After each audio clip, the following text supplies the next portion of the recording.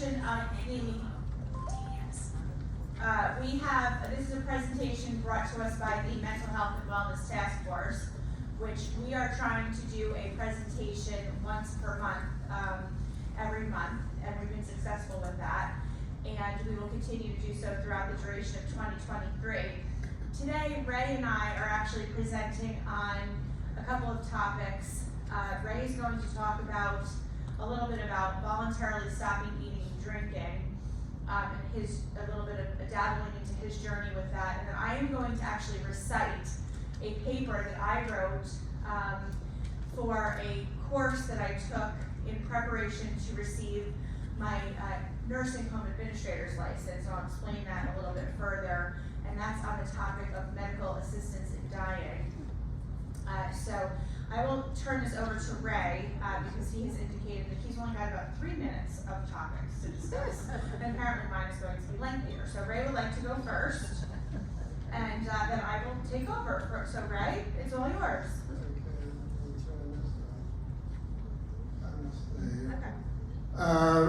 Most of you know that in 2019 my wife Ann was diagnosed with something called corticobasal syndrome, CBS, which is not unlike ALS in that it gradually but steadily and irrevocably strips your muscles of their ability to function, and that's literally everything. And Anne had always said that when the dogs died, she was going to check out because of this ailment, because the dogs were her life. Anzac and Diggy, whom you see here, they were also therapy dogs at the health center. We had done very little research. The only legal way Anne could check out was to voluntarily stop eating and drinking. And the only thing we did was read this book, Choosing to Die by Phyllis Schachter, which makes it sound like simple, easy, no problem, no sweat. She even said after her husband did VSED and died that he looked beautiful. In the event, it's not at all like that. It's gruesome, grueling, painful, and it's horrible to watch. In any case, Anne, who never quit what she started out to do, decided she would voluntarily stop eating and drinking. So she did. And it took 11 gruesome days for her to kill herself. I don't recommend that to anybody, which is why it is crucial to get the medical aid and dying law passed in New York State. It's now available in 10 states in the District of Columbia. But people go to extremes. There was an article in the Times just a couple of days about a couple in Florida who had made a pact. The husband was terminally ill, and his plan was to shoot himself when he got to the point where he couldn't stand it anymore. Florida does not have VSED. In any case, he ended up in the hospital, and in order to honor the pact, his wife went to the hospital and took a gun, but he was too feeble to shoot himself, which was the original intent, so she shot him. So now we have a grieving widow who is in jail, and it's just, we need to get medical aid in dying passed, and we need it to be extended. Thanks.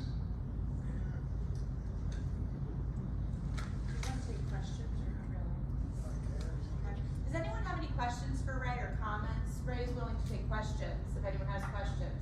Any questions or comments for Ray on anything? He's very open, very, very open. He'll say anything or answer any questions about his journey or process or anything. tell about his book? Trina. Okay, hold on. Ray, Pat asked you to tell them about your book. So Ray wrote a book. I wrote this after Ann died. I was so furious at how we had been misled and how gruesome a VSED is that I wrote this book about Ann's ordeal. And hopefully that will maybe spur passage of medical aid in dying in certain other estates. But it needs to be expanded. Anne never would have qualified for MAID because she was otherwise in perfect health. She could have lasted till she was 100, but she would have been a vegetable, and she didn't want that. Is the book in the library? Is the book in the library? Yes, we have 3 copies, and we never keep 3 copies of anything.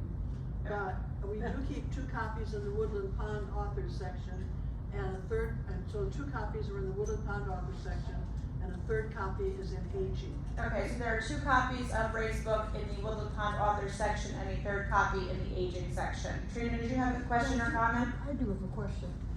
Ray, I wondered, would it have been possible just to give her water so she wasn't just dying of thirst, To give her what? just water, a little water to keep her comfortable. Ray, with the mic. One funny thing was water, you can live for months without eating, but you can't, water is the crucial ingredient in voluntarily stopping eating and drinking. It's the lack of water that kills you. The body itself just starts shutting down and using what moisture it has in the most important organs. But at one point during the 11 days, Anne said she'd like a gin and tonic. And her GP, Maggie Carpenter, who also happened to be at the time the medical director of a hospice of the Hudson Valley, told her, well, if you have a gin and tonic, it's going to prolong the process, but you could have some gin. So I gave her about, a couple of cc's of gin, and that seemed to keep her happy. So for a couple of days after that, she'd have a few sips of gin whenever she felt like it. Yeah, Ray, by the way, we have also an extra copy if anybody wants the copy of your book. But the question is, you mentioned that there is about 10 other states where MAID is legal. Is that correct?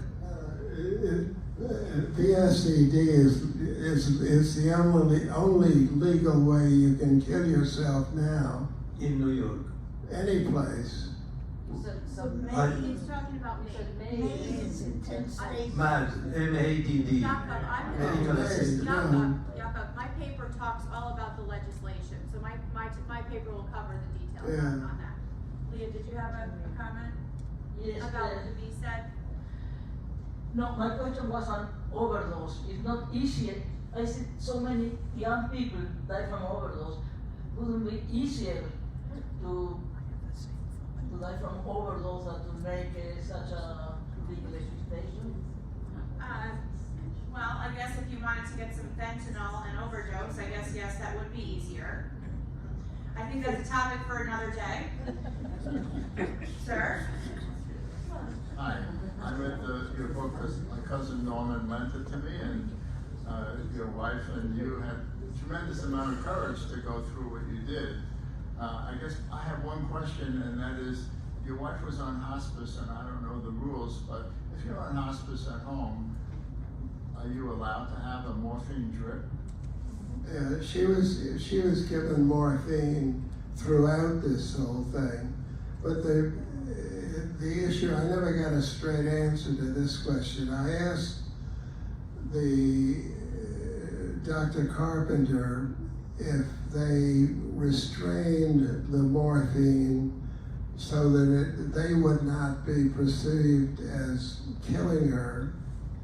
And I didn't get a straight answer, but I think that was the case because it's crazy. She was getting morphine all the time, but she was never comfortable and never free of pain.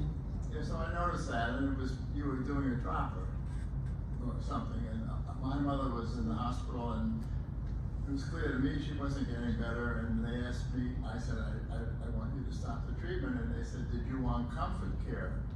And I said, yes, and they put her on a morphine drip, and she rested peacefully for 3 days and passed away. And I noticed you never had that. I don't know if it's the law in New York that you can't get a drip at home, but if you can, then that was something I think could have been done. Is Michelle Cacavano here? I think maybe we can actually, is it mental health task force members? Let's add that to our list of possible topics because Michelle Cacavano actually has a great deal of knowledge about hospice and what hospice can and cannot do. And she's spoken to me specifically about the limitations and when hospice can increase and non-increase morphine. So let's add that to our list because we're going to talk about some specific end-of-life measures, but I think a tutorial on hospice and the morphine question would be very interesting for us to know as well. Just to expand the end-of-life topics. Betsy? I don't think your mic is on. It's on. It's on. Very well either. I just don't think he was close to his mouth. Any other questions for Ray before I go on to my paper? Okay. So before I read this paper, I want to make it very clear. I am going to say in this paper that I support MAID. Okay? I am saying that as an individual person. Michelle Gamolia as an individual person, as a student that wrote this paper, not affiliated with Woodland Pond at all. I was writing this paper as a student of the coursework that I was taking. And I would like everyone in this room to raise your hand that you understand that I am not saying this on behalf of Woodland Pond. So please raise your hands. Okay, on the record, everyone in the room has their hand up. You understand that I'm not advocating this on behalf of Woodland Pond at all. This is not a legislative ploy. So I'm simply reciting to you. So I completed in 2021 5 courses. I received straight A's. I did it online in my spare time. All 5 courses that were required of me I was working towards my master's and I still am, but to take the coursework, I'm working towards getting my administrator's license for the health center. But I needed to take 5 courses, and this was one of them. So this was the healthcare policy, law, and ethics course that I was taking. And this was the final for that course. And I decided to write it, this is an ethics class, so I decided to write it on MAID, which is medical aid in dying. So I'm gonna recite the paper. It's a little lengthy, so bear with me. So since 2015, there have been a number of bills introduced by the New York State Senate and Assembly proposing the legislation of medical aid in dying, or MAID. I personally had little awareness of MAID until March of 2019. On St. Patrick's Day weekend of 2019, an 84-year-old resident of the Continuing Care Retirement Community, CCRC, where I am the CEO, I need to just stop here. I am sharing this with the permission of Pearl Smiley, of whom this story is about, her husband. Where I am the CEO, dragged his cancer-riddled body out to his yard, laid down, and took his own life by shooting himself in his head. This man, who I will call Mr. Resident, had been diagnosed with terminal bladder cancer the prior autumn. The week that he took his life, he had become incontinent. He could no longer walk unassisted, and he could no longer eat. Mr. Resident, who you all know as Keith LeBud, who had been an active rock climber at the time of his diagnosis, was completely cognitively intact on the day he took his life. Mr. Resident's wife was aware that her husband intended to take his life if it came to this. As I understand it, they together had spent about a month researching end-of-life options in New York State, and finding none that were both legal and fast-acting, became incredibly frustrated. The wife, who was at the library in town when this happened, arrived home to find this heartbreaking scene. Contrary to what I would have expected, the majority of the 100 residents, families, and staff of our community expressed understanding and support of this resident's choice.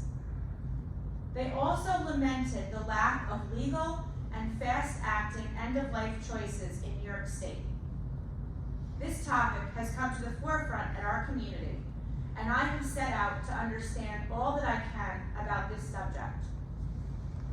In this paper, I will explore the ethical considerations of this controversial issue, discuss the dichotomy that allows for certain end-of-life options and makes others illegal, and I will conclude on the legal and ethical obligations of nursing home staff in states where MAID is legal. I want to make it clear that I fully support the passing of well-thought-out dignity in dying, or MAID legislation, not only in New York State, but at the national level. I also want to make it clear that the American Medical Association Code of Medical Ethics rejects MAID. A vocabulary lesson and a bit of historical reference. Before delving into the ethical considerations of MAID, it is critical to understand the distinction between suicide, assisted suicide, and MAID. These are also distinct from euthanasia. According to the American Association of Suicidology, the American Association of Suicidology recognizes that the practice of physician aid in dying, also called physician-assisted suicide, death with dignity, and medical aid in dying, is distinct from the behavior that has traditionally been ordinarily described as suicide, the tragic event our organization works so hard to prevent. Suicide is legal in all 50 states in the United States currently. So suicide is legal, but assisted suicide is illegal in most states. David Levin, JD, end-of-life choices consultant, further described the distinction between assisted suicide and death with dignity, or MAID, in a dialogue about New York medical aid in dying presented by the New York Academy of Medicine, blah, blah, blah. Levin surmised that MAID, which is when a patient self-administers lethal pills prescribed by an MD for the purposes of ending their life. So again, let's cover that again. MAID is when a patient self-administers lethal pills prescribed by an MD for the purposes of ending their own life. So this person has to be able to self-administer pills for the purposes of ending their own life. Is indeed not assisted suicide because committers of suicide are choosing to end a life that could continue. Those engaging in MAID are choosing to end a life that cannot and will not continue. The legality of these means of ending one's life differs by state. Euthanasia is when one person kills another using a painless means to end suffering. So again, a different distinction. Euthanasia is illegal in all 50 states and most countries across the world. These may all seem like a matter of semantics, but it is clear that in this debate, semantics matter. In November of 1997, Oregon became the first state in the United States to pass a death with dignity law. Since then, 7 states and Washington, D.C. have followed suit.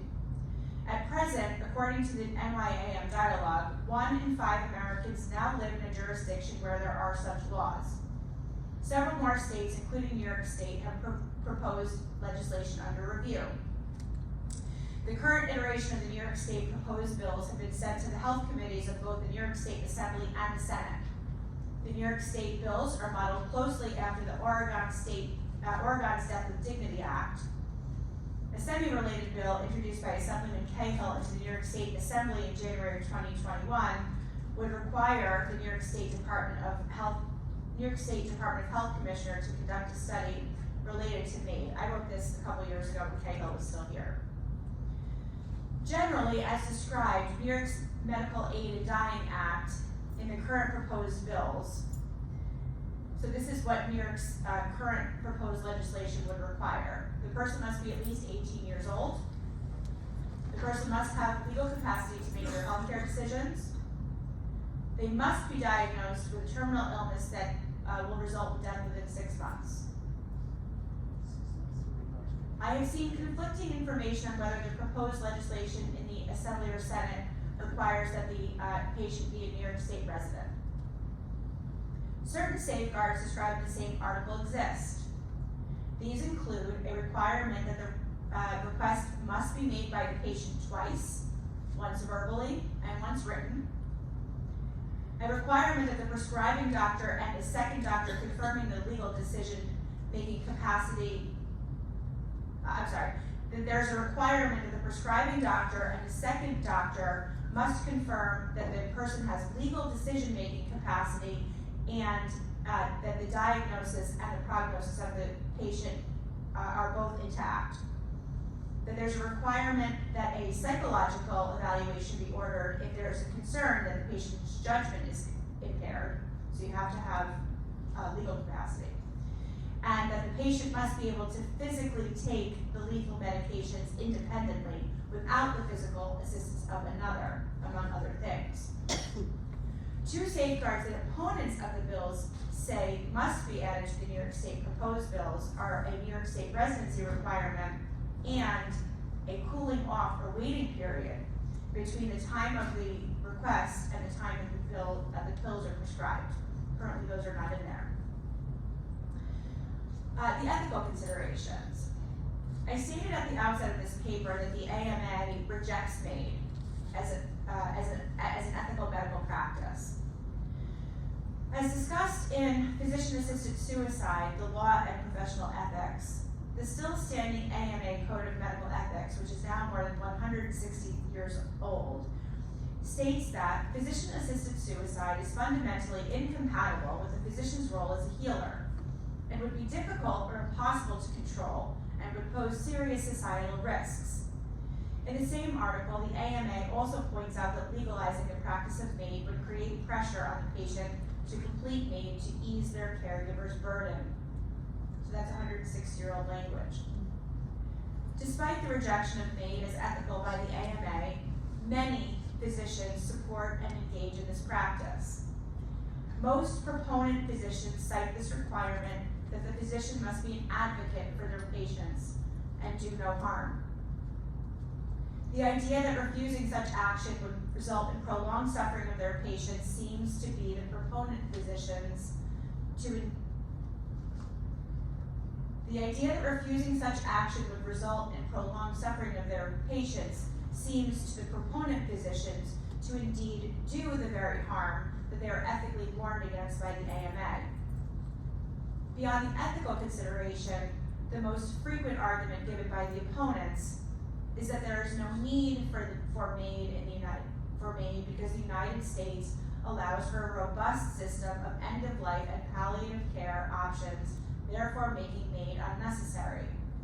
Such options include hospice care, comfort care outside of the hospice framework, the voluntarily stopping of eating and drinking, and the never starting or the cessation of life-sustaining measures. Proponents of MAID point to the fact that in Oregon, the pioneering state offering a Death and Dying Act, more than 90% of the completers of MAID are indeed enrolled in hospice. The argument is that despite such high enrollment numbers, patients are still choosing MAID. Why? Perhaps for the same reason that our resident chose to take his own life on his own terms. The fast-acting nature of this method, which is not necessarily offered by hospice, so to your point. So the dichotomy of allowing certain end-of-life measures and making others illegal. So there are 4 primary ways that Americans are actively managing the end of their lives when facing a terminal illness.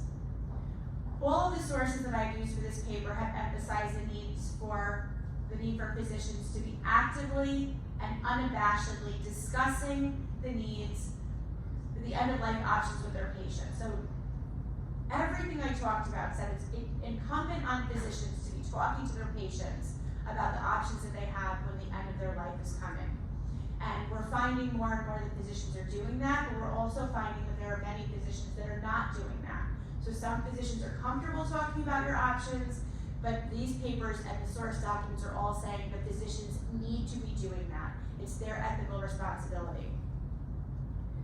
There seems to be a relatively high level of concerns that too many physicians shy away from this topic, even when a patient is facing sure death, as we all are. The 4 main categories of end-of-life actions are hospice or palliative care, VSED, which is what Anne faced, the never starting or termination of life-sustaining measures, for example, turning off of the ventilator, and MAID, or death with dignity. Hospice, we all know, it's a formal program where a care plan is created by an overseeing physician to support a terminally ill patient through the end of their life in comfort. Many of you are familiar with hospice. Palliative care is very similar in that it's based on a physician-directed plan of care where the focus is on comfort measures as the patient progresses through the end of their life. So palliative care and hospice, basically the same thing. Hospice is administered by an organization with a capital H in front of their name. Basically, you're getting morphine or comfort measures. We're just keeping you comfortable, and you carry on the rest of your life, either fast, slow, whatever. Both of the preceding explanations come from my own professional experience in my career, and frequently seeing both applied in real life. Both often include the administration of morphine for pain management. It has been told to me on more than one occasion by hospice nurses and medical staff that morphine is often used in the hospice setting or palliative care setting to hasten death at the request of the patient or family. I have not been able to independently confirm this, to your point and to your point. I have, however, been able to confirm the use of palliative sedation, which is legal in all 50 states. Palliative sedation is the intentional lowering of awareness towards and including unconsciousness for patients with severe refractory symptoms by design. Once a patient is placed under palliative sedation and becomes unresponsive, they normally regain consciousness. Again, I think it would be very helpful to have Michelle Cacavano, if she's willing, come do a presentation on hospice. Not having much familiarity with VSED, I have familiarized myself by reading Voluntarily Stopping Eating and Drinking, My Wife's Ordeal. This book was written by a resident of our CCRC about his experience watching his wife's journey with VSED. VSED can and often does occur in conjunction with hospice care and is often completed with the oversight of the patient's primary care physician as well. Per this account, VSED can be painful, an extended march to eventual death, which would seem to me to be a violation of the AMA Code of Medical Ethics, if for no other reason than the fact that VSED patients can and most definitely experience great suffering during VSED. They suffer. Next up, the end-of-life management decision to never begin or to begin and then terminate life-sustaining measures, which is one that I have been aware of and familiar with personally and professionally. This option is usually performed under the care of a physician. This option usually includes decisions such as a patient never going on a ventilator in the first place if one is medically necessary, or beginning and then terminating the use of a ventilator. So you're all familiar with that as an end-of-life measure.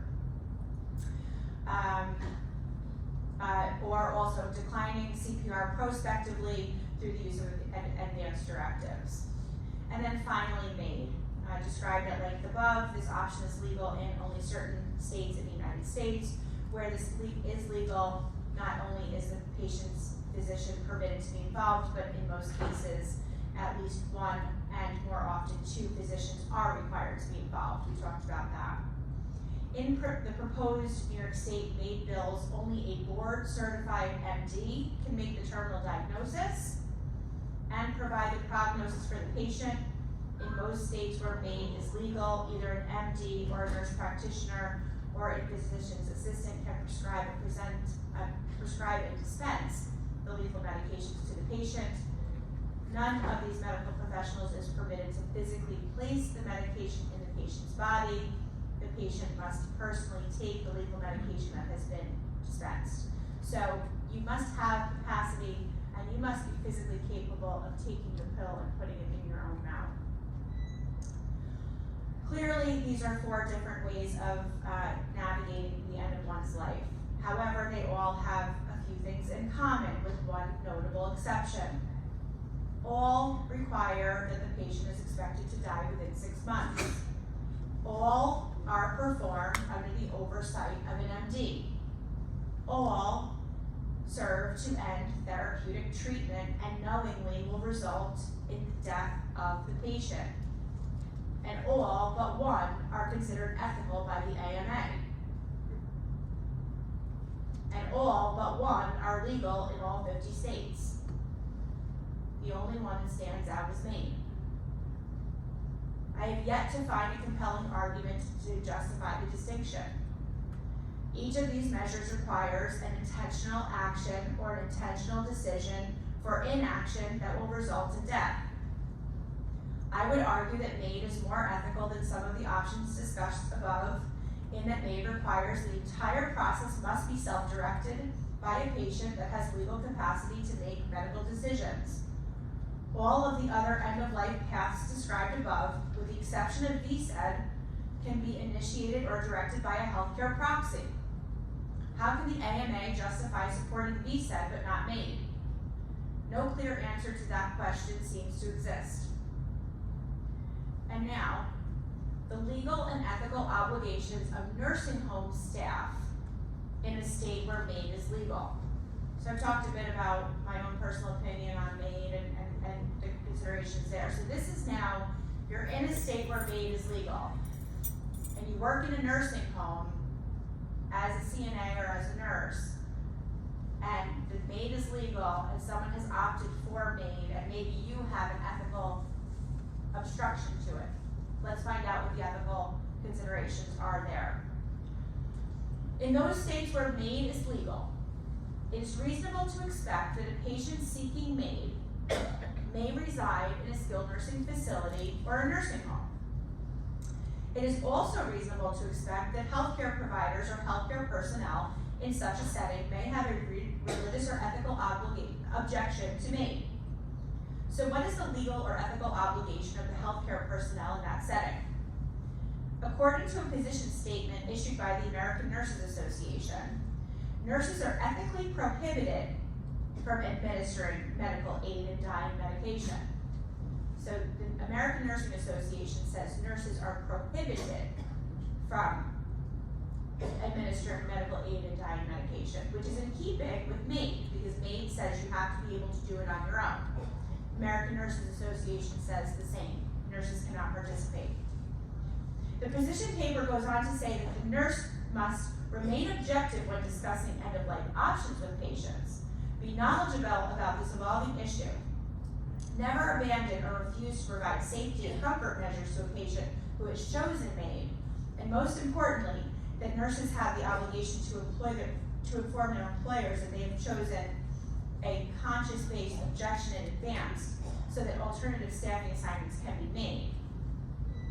And what are the ethical legal obligations of physicians in states where MAID is legal? Using the nursing home setting as an example, where the medical director or other members of the medical staff provide medical staff services, the American Medical Association Journal of Ethics provides some guidance. The first task enumerated in this article is the accurate diagnosis and prognosis for all individuals in their care, but most especially those seeking MAID or hospice, which requires the same terminal diagnosis and 6 months or fewer prognosis as MAID. Then, the physician is required to describe all possible treatment and palliative care options and discuss what the individual can expect as a result of proceeding with each option. All of these are specifically stated to not violate the AMA Code of Ethics in the article. A physician then may consciously object to the actual process of dispensing the lethal medications to the patient that has opted for MAID, but per the article, the physician has an obligation to make sure that if the person has requested MAID, that a qualified healthcare professional has been, a qualified healthcare professional does indeed dispense the lethal medications. So they may object, but they must find someone to do it for you. In summary, the role of the healthcare professional in the nursing home setting when MAID is legal and the healthcare professional has a conscientious objection to participating in the MAID Act, it is clear that both the physician and the nurses have an obligation to inform the patient of their choices, support the patient, provide comfort, and ensure that the patient wishes are carried out, while at the same time conscientiously objecting to the final dispensing of the lethal medications. My conclusion. I set out to determine what the rights and obligations of healthcare providers when working in a state where medical aid in dying is legal, but they have an objection. I have learned and explained the answer to that question. However, through my research, I have come to understand the debate over all of the available end-of-life options, and have realized that in my view, there is a disconnect between the legal and ethical treatment of the various end-of-life options. Even if I were not a staunch proponent of MAID, I would want to understand definitively why this disconnect perpetuates. I feel that as a leader in the long-term care field, it is my responsibility to educate myself further as much as possible on this matter. And that is my paper.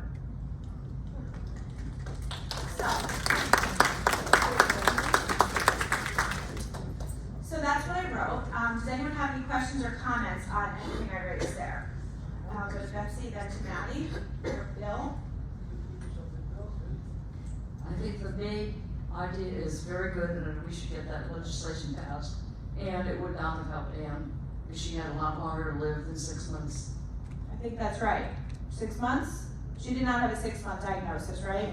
Right. But as soon as she started, as soon as Anne started VSED, the hospice came right in because that, in effect, meant she had a finite period of time to live. That's interesting. Bill, did you have a comment on that, Maddie?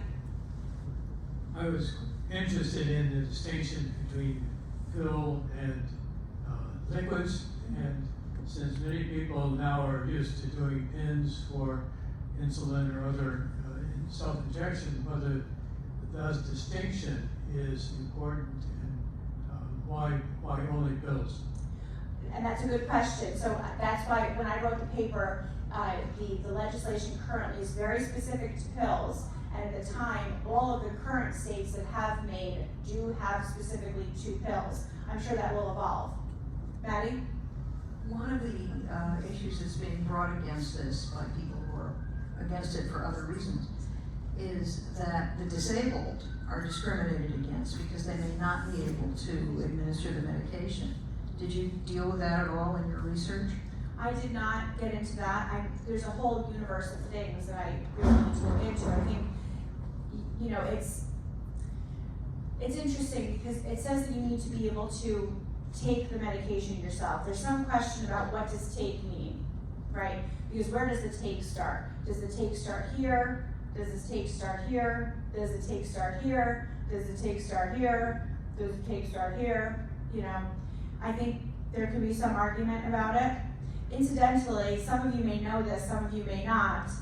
We have had residents that have resided at Woodland Pond that have intentionally left Woodland Pond, not because they didn't want to be at Woodland Pond, but because they did not want to be in New York State. They have moved from New York State to other states, Vermont specifically, to be able to have access to end-of-life options. And there has been a little tongue-in-cheek, let's all go in on a house in Vermont. We call it the Woodland Pond Death House, so that we can all just go there and have our end-of-life option. And I think somebody might have researched how long you have to live there to qualify. I'm not sure if that actually happened. Oh, what? We were looking at New Jersey. New Jersey? 1 year. 1 year? Okay, you have to live there for 1 year in order to qualify in Jersey. Any other comments or questions anyone has?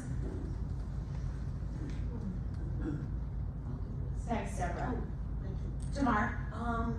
Maddie, the other issue about the disabled, they're very much against this. They feel that they would be pushed to use it rapidly and massively. So the disabled and the highly functioning disabled are very much against this. Yeah. But I the mean- idea of a house in Vermont is not bad. I'll let you talk about that over dinner. As I said, this is not an official Woodland Pond position. Raise your hand, raise your hand. Wayne, did you have a comment or question?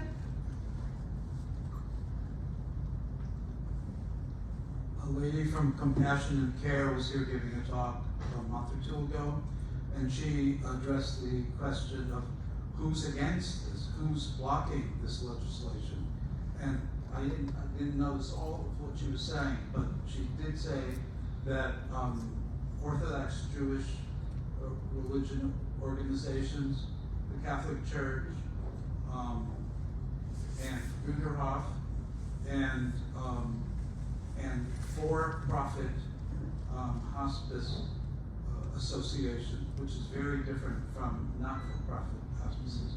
I mean, that's the most surprising and distressing, because what that's saying is that for-profit hospice might be irritated that somebody would stop getting hospice services. The money would stop coming in because somebody chose to forego staying with hospice. Yeah, I mean, it's just, there's so much to it, and yeah, I mean, it's end of life. I don't know if there's a country, I don't know if there's anyone here that's ever studied end of life culture real end of life culture in other countries, and if there's any country that really does it in a way that is different and considered to be the pinnacle of how it's done well, and specifically thinking about folks with like Alzheimer's or dementia. You know, I think about the suffering that I see particularly in our health center, and folks that hang on for 6, 7, 8 years, just really like a shell of themselves. I wonder if there is a culture that treats this in a way that you don't see that prolonged. I just don't know. I'm sure there's a whole world of study on it, a whole universe. I just haven't delved into it, but it's a whole universe of study just in itself. Deborah, I think Tamar has another comment.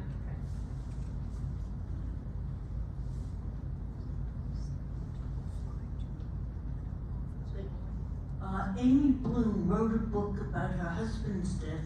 He went to Switzerland, and it was kind of complicated about all the paperwork, etc., etc.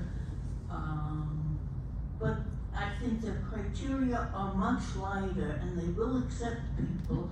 They also have a category, I forget the wording, it's something like weary of life. But Switzerland, I think, is the most accessible at this point. I see. Vermont's close. Yes. Pat says Vermont's closer. I think Kappa has a comment, maybe, or Ray. Kappa's in the back with the purple. There you are.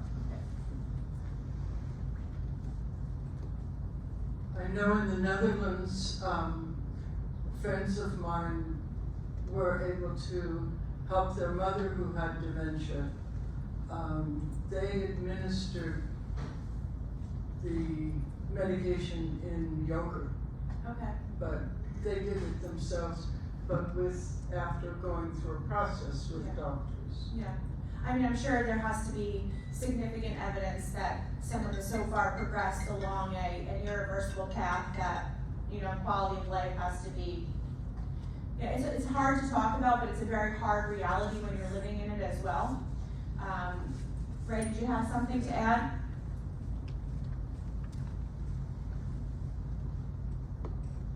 I'm a fairly serious student of obituaries because I know more people in obituaries than otherwise.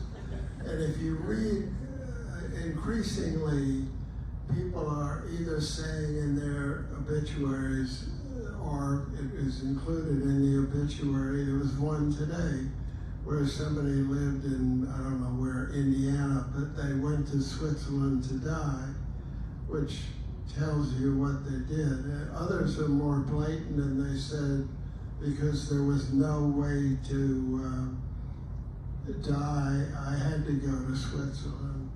So it's getting more and more publicity and acceptance, if you will. Yeah. Okay, so I think, oh, go ahead, Pat. I think Pat's got something. Because of our nonprofit status, we're to remain apolitical or non-political.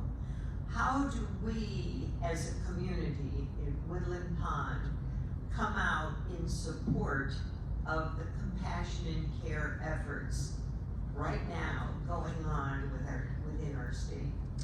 So this is actually a topic that directly impacts our residents. So it's not completely verboten. Woodland Pond itself cannot have a position at all, but the residents certainly can. So again, I am not speaking, my position is my position. Residents as a whole certainly can do whatever they would like to do on this topic. So if there's a group of residents that would like to get together on this topic, you can on this topic, because this specifically impacts you. I have to think about it a little bit. Let me think about it, and I will get back to you to guide that a little bit. But there can be advocacy done on this specific topic because it specifically impacts you.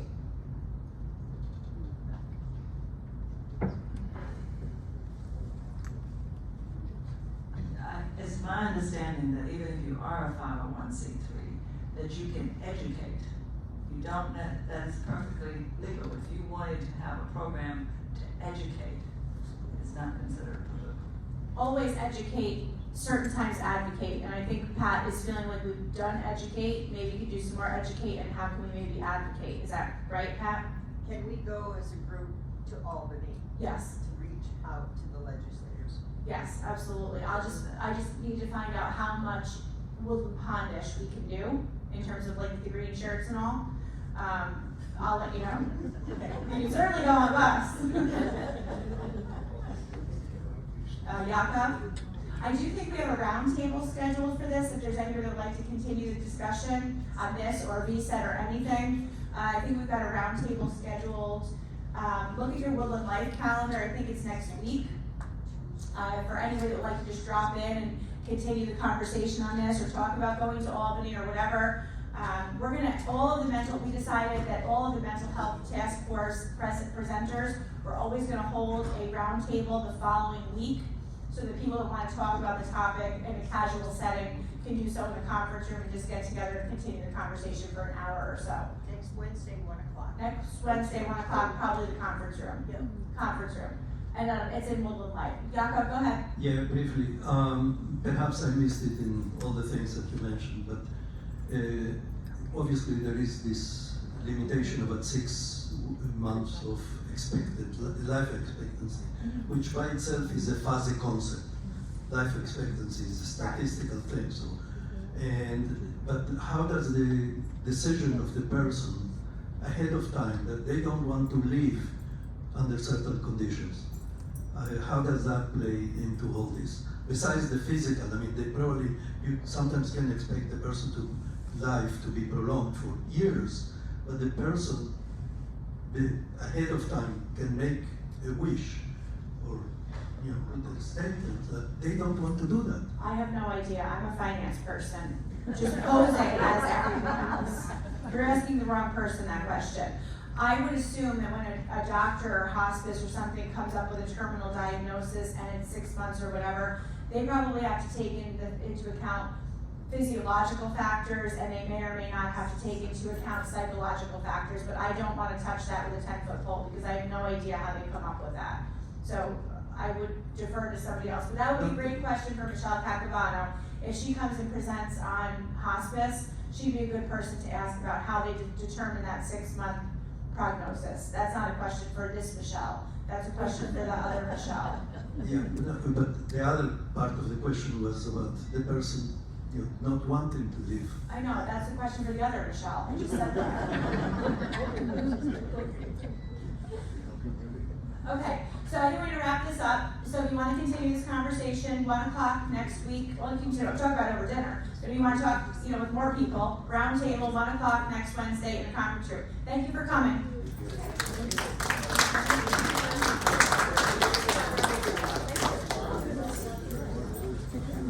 I don't have my son with the phone, so I have to come back. Pick it up and I'll